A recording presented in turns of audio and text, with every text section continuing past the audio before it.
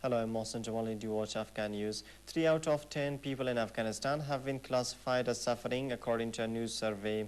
The Gallup poll, covering approximately 1,000 people, showed that 30% Afghans are suffering at present compared to 23% of Afghans who were classified as suffering in 2010. The poll also revealed that the percentage of Afghans who were determined to be thriving has dropped significantly, down to just 4% from a high of 12% in 2010. The percentage of Afghans who feel safe walking alone at night in the city dipped significantly since the previous year, down to 29% from 37% in 2010, the survey added. It also showed that the unemployment rate in Afghanistan in 2011 was over 15%, the same rate as in 2010, but is still significantly higher than in 2009, when between 5% and 9% of Afghans were unemployed. 10 years have passed since the Taliban were driven out of Afghan capital Kabul, and the NATO's ambassador to Afghanistan has said life has become better with some big improvements. On November 13, 2001, the West-backed Northern Alliance swept into Kabul virtually unopposed, but Simon Gaz says plenty of things still need to be done. After the liberation of Kabul, the city is growing fast, but it still has the facade of a war with checkpoints, damaged walls, and heavily fortified buildings. Though poverty is still here, there has been progress, like electricity supply round the clock in most areas, while Gaz says the city has changed beyond recognition. Analysts, however, say people still fear the Taliban may come back and bring death into the capital after the withdrawal of foreign combat forces from the country. John Huntsman, Republican contender for the U.S. presidential election, says it is time for the United States to exit Afghanistan and focus on rebuilding the nation's home front. During Saturday night's debate of GOP hopefuls, the former ambassador to China said that he would leave a small contingent of forces on the ground to help Afghan forces, and added that the United States has achieved its goals of removing the Taliban from governing, killing Osama bin Laden, and staging free elections. He said it's now time for America to focus on America, not Afghanistan or Iraq. But his rival Mitt Romney said that he would listen to his military commanders, and added that President Barack Obama is not heeding the military's advice. Romney said Obama is playing politics with deployments and disagrees with any timeline of withdrawal.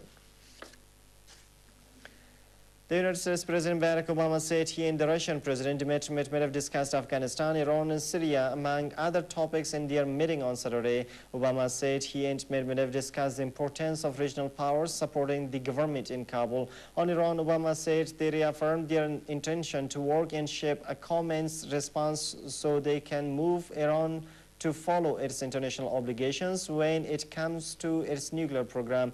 On Tuesday, the UN nuclear watchdog said in a report that Tehran had worked on developing a nuclear bomb design and may still be conducting such search, but the Russian government has been cool to any new UN Security Council sanctions on Iran. Obama gave no details about the discussion on Syria.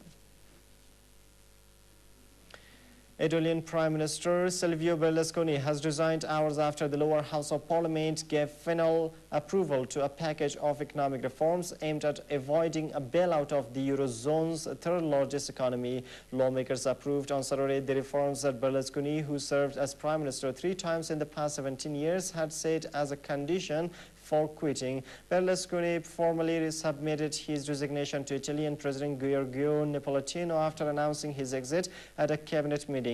Former European Commissioner Mario Monti will now likely head a transitional government to try to steer the country out of its debt woes, while he became Italy's longest-serving post-war premier. Berlusconi's 3 stints as premier were tainted by corruption trials and accusations that he used his political power to help his business interests.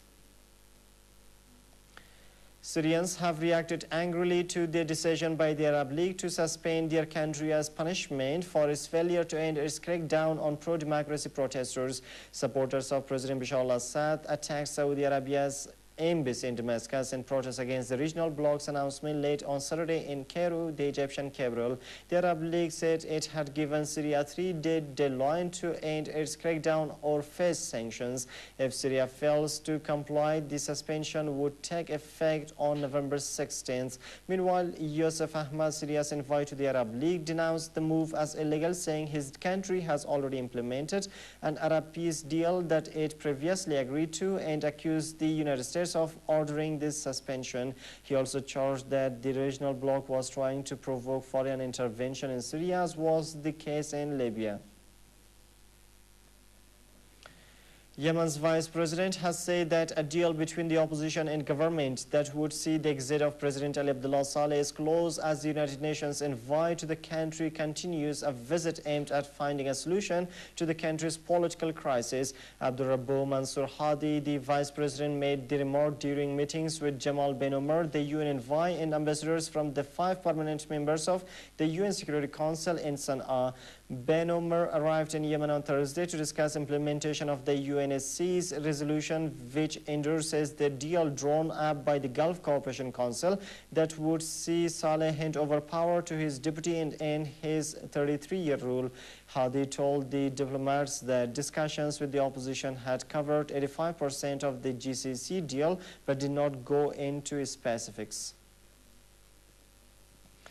And the leaders from the Pacific Rim gathered for an annual summit in Hawaii have pledged to work together to ensure that world economic growth remains on track, as the U.S. president announced the broad outlines of a plan that he says could work as the model of a trans-Pacific free trade zone. The proposed trade zone could serve as a model for the region and for other trade pacts, increasing U.S. exports and helping to create jobs at a crucial time for the country's economy, Barack Obama said. With Europe struggling to fend off a debt crisis, much of the work done by Obama and other leaders at the summit of the 21-member Asia-Pacific Economic Cooperation Forum is aimed at lowering trade barriers and increasing economic cooperation in the region. APEC members are hoping that by removing these economic barriers, they will be able to steer growth in the Asia-Pacific region, thus offsetting the sluggish growth rates and recessions seen in much of the rest of the world. In addition to the broader TPP, members are also seeking to forge separate free trade deals. And that's all for now. Thanks for joining us.